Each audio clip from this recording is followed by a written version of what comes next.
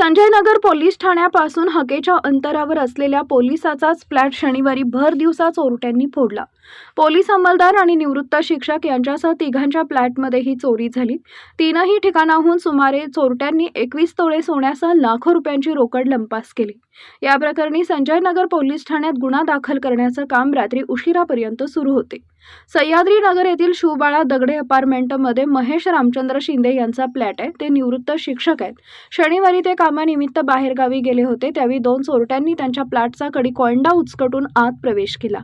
अगदी काही मिनिटातच फ्लॅटमध्ये हात साफ करत पोबारा केला। शिंदे यांच्या घरातून 8 तोळ्याचे सोन्याचे दागिने आणि 5,000ची रोकड चोरट्यांनी लंपास केली।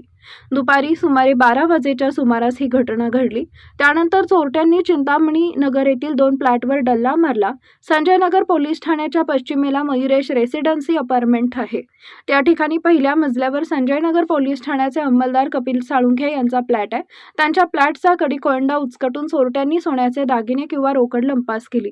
त्यांचे कुटुंबीय बाहेरगावी गेल्यानं घर बंद असल्यानं पाळत ठेवून चोरट्यांनी चोरी केली। त्यानंतर याच अपार्टमेंटमधील 8व्या मजल्यावर नरेंद्र संभाजी खोकडे यांचा फ्लॅट आहे। त्यांच्या फ्लॅटचा कडी-कोंडा उचकटून घरातील 7 तोळे दागिने आणि 10,000ची रोकड चोरट्यांनी लंपास केली।